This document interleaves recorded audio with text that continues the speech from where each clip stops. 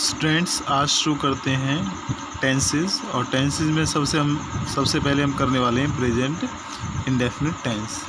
Present indefinite का tense का जो फर्स्ट यूज है वो है फॉर रिपीटेड एक्शंस, यानी वो एक्शंस, वो कार्य जो रिपीटेड होते हैं यानी बार बार होते हैं। जैसे आई प्ले टेनिस, मैं टेनिस खेलता हूँ, मतलब रोज़ाना खेलता हूँ।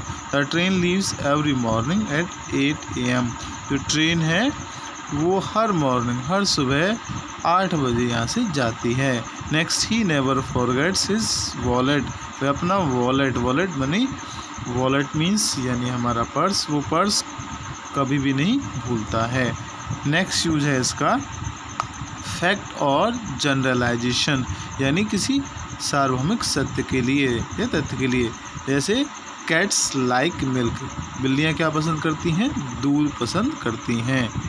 नेक्स्ट है California is in America, California कहाँ है? अमेरिका में है। तो ये फैक्ट है, फैक्ट के लिए हम प्रेजेंट इंडेफिनिट टेंस का यूज़ करते हैं। नेक्स्ट है for scheduled events in the near future, निकट भविष्य में कोई शेड्यूल्ड इवेंट, वह घटनाएं जो पहले से ही निर्धारित हैं, उनके लिए भी प्रेजेंट इंडेफिनिट टेंस का यूज़ किया जाता है। जैसे the train leaves tonight at 6 PM, यहाँ वर्ड लीव्स मिसिंग है, तो मिसिंग वर्ड को हम लिख लेते हैं। द ट्रेन लीव्स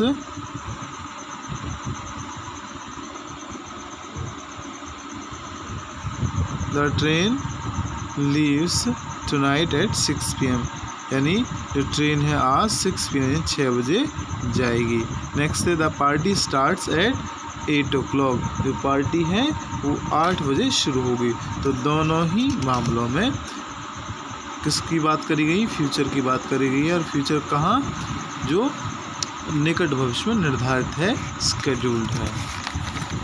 नेक्स्ट बात करते हैं हम विद स्टैटिव वर्ब्स, ऐसी क्रियाएं जो स्थिर भाव को दर्शाती हैं उन्हें हम स्टैटिव कहते हैं। जैसे अब ये क्या दर्शाती हैं?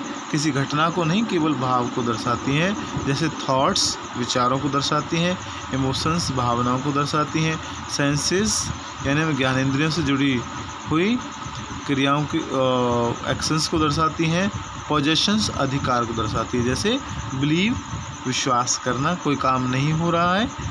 दूसरा think, agree, doubt, know, remember, suspect, imagine, forget and disagree. Next है love, hate, like, dislike, adore, loathe, desire, appreciate, want, need, see, hear, smell, taste, seem, feel, look, touch, etc. Have, own, possess, contain, belong, want, consist and include, etc. ये सारी verbs स्टैटिव हैं, means इनमें कोई action नहीं होता है, केवल एक स्थिर भाव या विचार को प्रदर्शित करती हैं। जैसे example, this box contains milk, इस बॉक्स में मिल्क है। अब कंटेन रखना मीन्स कोई काम नहीं हो रहा है। जैसे आई नो ही, मैं उसे जानता हूँ, कोई काम नहीं कर रहा हूँ, केवल एक स्थिर भाव की बात की जा रही है। Next in if clause, if clause में भी प्रेजेंट इंडेफिनिट टेंस का यूज़ किया जाता है अगर मेन क्लॉज में विल या शैल का प्रयोग किया गया हो। जैसे आई विल हेल्प यू, मैं तुम्हारी सहायता करूँगा। इफ़ यू हेल्प मी, अगर तुम मेरी सहायता करते हो। तो यहाँ पर एक तरफ है मेन क्लॉज में शैल या विल का, और जो सबऑर्डिनेट क्लॉज है यानी इफ़ क्लॉज, उसमें यूज है वर्ब की फर्स्ट फॉर्म का। यही यूज होता है प्रेजेंट इंडेफिनिट टेंस में।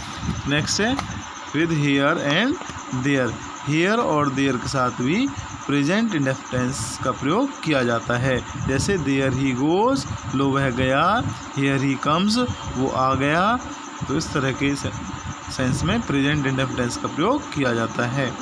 फॉर लाइव कमेंट्री, यानी अगर कोई मैच चल रहा हो और उसकी कमेंट्री हो रही हो तो अगर लाइव चल रहा हो तो उसके लिए हम प्रेजेंट इंडेफिनिट टेंस का यूज़ करते हैं। जैसे रोहित हिट्स A6, रोहित ने अभी 6 हिट किया है। नेक्स्ट बात करते हैं विद बिफोर एंड आफ्टर।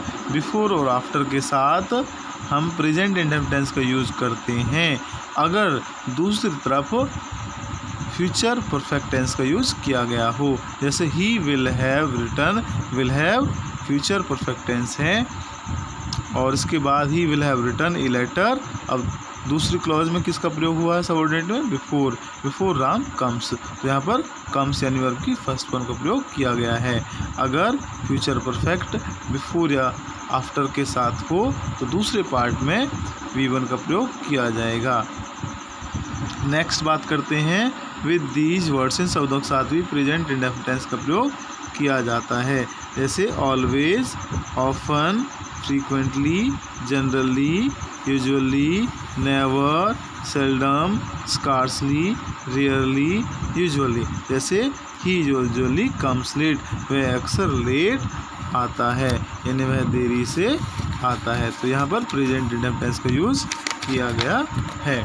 अभी देखो बात करते हैं हैबिट की। हैबिट के लिए प्रेजेंट इंडेफिनिट का यूज़ किया जाता है और हैबिट के लिए पास्ट इंडेफिनिट टेंस का यूज़ भी किया जाता है। लेकिन अगर प्रेजेंट की बात हो तो प्रेजेंट इंडेफिनिट, पास्ट की बात हो हैबिट के लिए तो पास्ट इंडेफिनिट। जैसे ही केम लेट डेली, अब डेली वर्ड के साथ प्रेजेंट इंडेफिनिट टेंस का प्रयोग किया जाता है।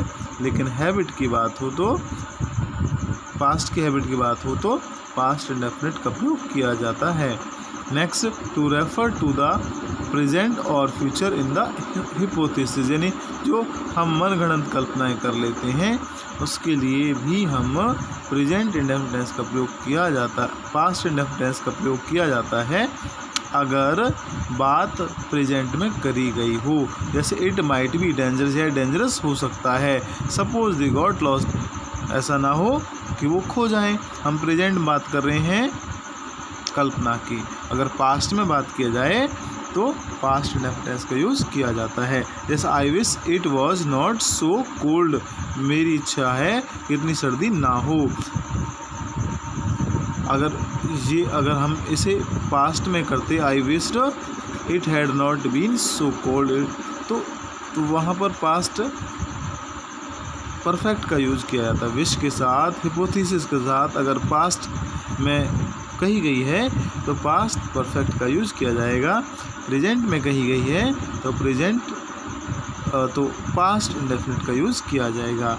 नेक्स्ट बात करते हैं इन कंडीशंस विद इफ़, यानी कंडीशनल सेंटेंस शर्तवाचक वाक्यों में इफ़ के साथ भी वर्ब की सेकंड फॉर्म का यूज़ किया जाता है। He could get a new job, भाई उसे नई जॉब मिल सकती थी। If he really tried, code किसके लिए है? पास्ट की एबिलिटी के लिए आया है और तब दूसरी तरफ यानी इफ़ क्लॉज में यूज़ किया गया है वर्ब की सेकंड फॉर्म का। इसी तरह से इसका यूज़ किया जाता है। नेक्स्ट विद येस्टरडे, लास्ट, एगो, इसके साथ भी पास्ट इंडेफिनिट टेंस का यूज़ किया जाता है। जैसे ही केम लेट येस्टरडे, वह कल देरी से आया।